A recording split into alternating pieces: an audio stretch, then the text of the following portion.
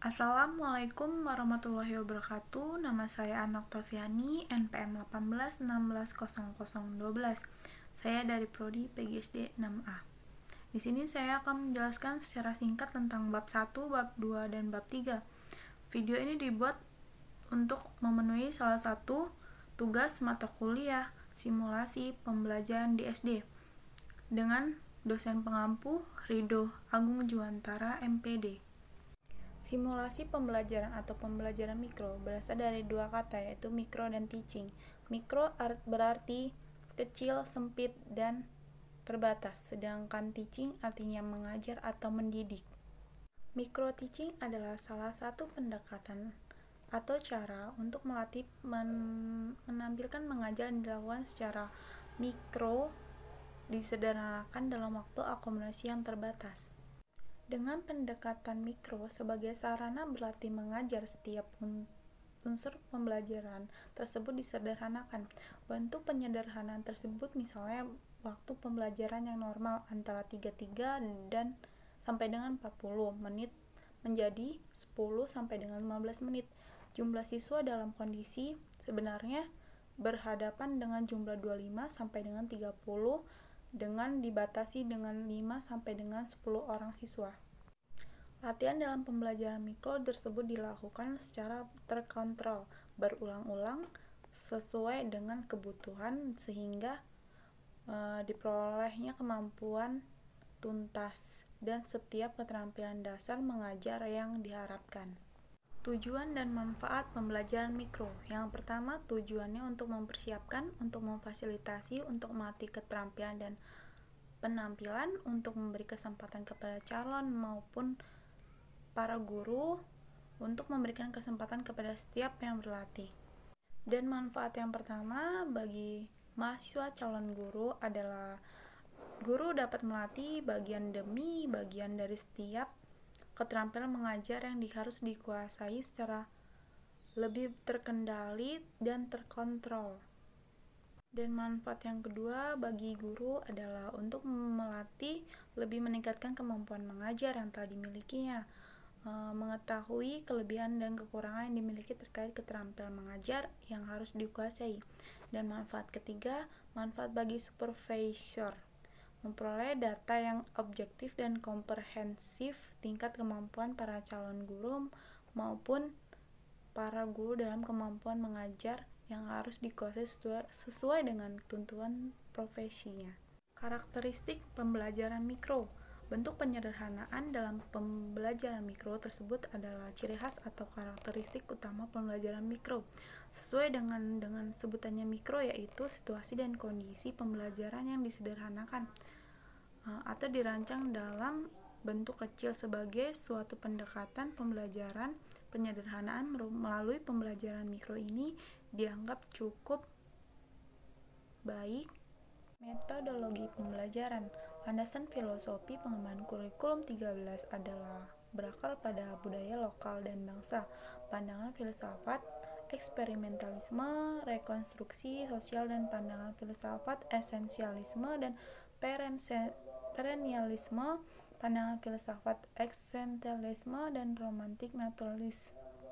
Kurikulum berakar pada budaya lokal dan bangsa memiliki arti bahwa kurikulum harus memberikan kesempatan kepada peserta didik untuk belajar dari budaya setempat dan nasional tentang berbagai nilai hidup yang penting. Kurikulum yang dikembangkan berdasarkan pandangan filsafat eksperimentalisme harus dapat mendekatkan apa yang dipelajari di sekolah dengan apa yang terjadi di masyarakat. Oleh karena itu, apa yang terjadi di masyarakat adalah merupakan sumber kurikulum. Dan pada intinya, kurikulum harus mampu mengembangkan seluruh potensi manusia, yaitu menjadikan peserta didik sebagai manusia yang seutuhnya, manusia yang memiliki kekuatan yang berguna bagi dirinya, masyarakat, bangsa, dan negara. Pelaksana pembelajaran atau LPP, penilaian proses pembelajaran menggunakan pendekatan penilaian autentik, assessment, yang menilai kesiapan siswa, proses, dan hasil belajar siswa secara utuh. Pedoman khusus penerapan LPP pembelajaran adalah pedoman operasional dari pedoman umum pembelajaran yang diatur dalam Permendikbud nomor 81A tahun 2013 tentang implementasi kurikulum. Pedoman khusus ini berisi tentang tujuan dan lingkup pedoman langkah-langkah penerapan RPP dalam pembelajaran, model-model penerapan pembelajaran, penilaian proses pembelajaran dan penutup. Strategi pelaksanaan kegiatan belajar siswa SD yang dikehendaki sesuai kurikulum 13 adalah dengan menerapkan pendekatan tematik terpadu dan pendekatan saintifik. Dalam penerapan kedua pendekatan pembelajaran tersebut dipadukan dengan model-model pembelajaran yang dengan karakteristik kedua pendekatan tersebut, diantaranya adalah model pembelajaran berbasis masalah, model pembelajaran berbasis proyek, model pembelajaran kooperatif. Selain penerapan berbagai pendekatan, model dan metode pembelajaran tersebut, guru harus melatih kepada peserta didik berupa kemampuan dan keterampilan berpikir tingkat tinggi atau higher order thinking skill. Dalam melatih kemampuan berpikir tingkat tinggi peserta didik, guru harus kreatif dan mampu membuat pertanyaan-pertanyaan dan jawaban yang variatif atau satu jawaban yang benar dan berupa uraian. Berbeda dengan melatih berpikir tingkat rendah, guru hanya mengajukan pertanyaan-pertanyaan tertutup seperti sebutkan, pilihan, tunjukkan siapa, penemuan di mana. Penilaian proses dan hasil pembelajaran. Dalam penerapan RPP, guru juga harus melaksanakan penilaian pembelajaran selain mengacu pada standar penilaian. Permendikbud nomor 66 tahun 2013 juga harus mengacu pada standar proses Permendikbud nomor 65 tahun 2013. Keterampilan dasar mengajar. Keterampilan dasar mengajar adalah merupakan bentuk perilaku atau keterampilan yang bersifat khusus dan mendasar yang harus dimiliki guru sebagai modal dasar untuk melaksanakan tugas-tugas pembelajaran secara profesional. Dengan dikuasainya setiap jenis keterampilan dasar mengajar, maka guru akan melaksanakan perannya sebagai pengelola pembelajaran dengan baik. Keterampilan yang pertama adalah keterampilan membuka pembelajaran. Pembukaan pembelajaran adalah kegiatan yang dilakukan untuk memulai pembelajaran.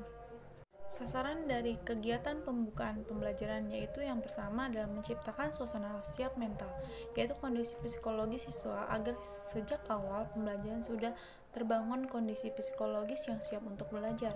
Dan yang kedua, menimbulkan perhatian siswa, yaitu proses untuk mencurahkan segala perhatian dan pikiran siswa pada pembelajaran yang akan dilakukan. Dan yang selanjutnya adalah keterampilan mengolah kelas. Keterampilan mengolah kelas adalah keterampilan guru dalam menciptakan dan memelihara kondisi belajar yang optimal, seperti keterampilan mengembalikan kondisi kelas ke kondisi yang optimal bila terdapat gangguan dalam proses belajar yang baik yang bersifat gangguan kecil dan sementara maupun gangguan berkelanjutan.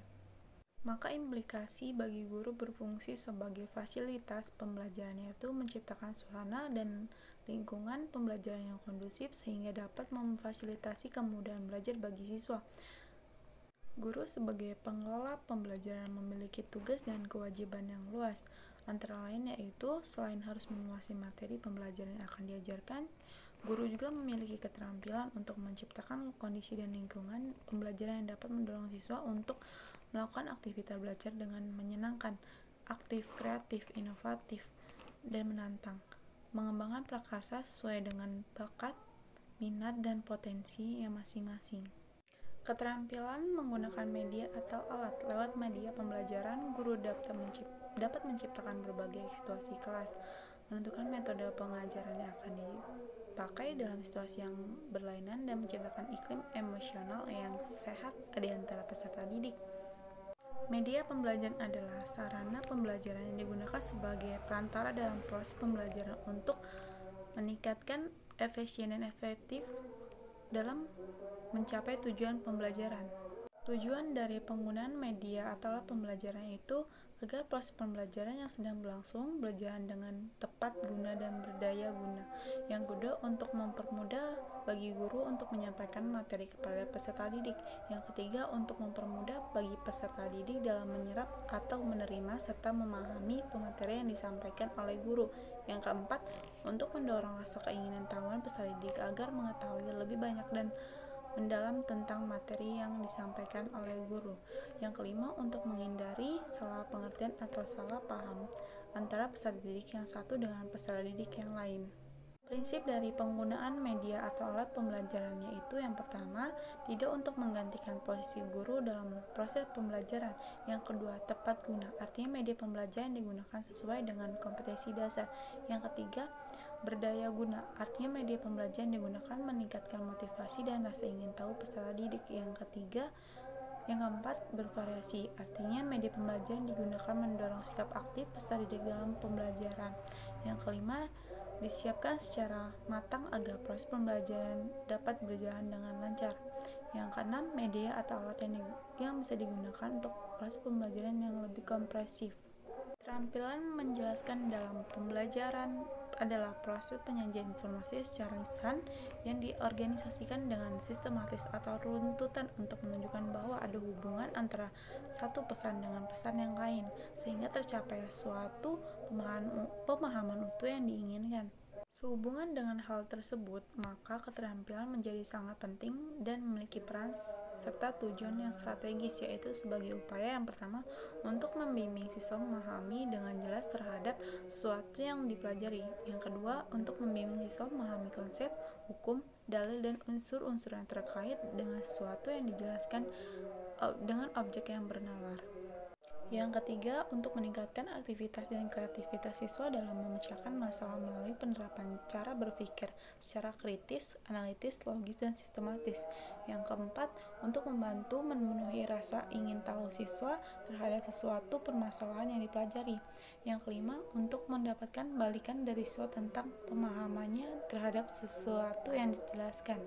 Pada garis besarnya, ada dua unsur pokok yang harus dikuasai oleh guru untuk melaksanakan keterampilan menjelaskan, yaitu pertama, keterampilan merencanakan penjelasan, dan kedua, keterampilan menyajikan penjelasan itu sendiri.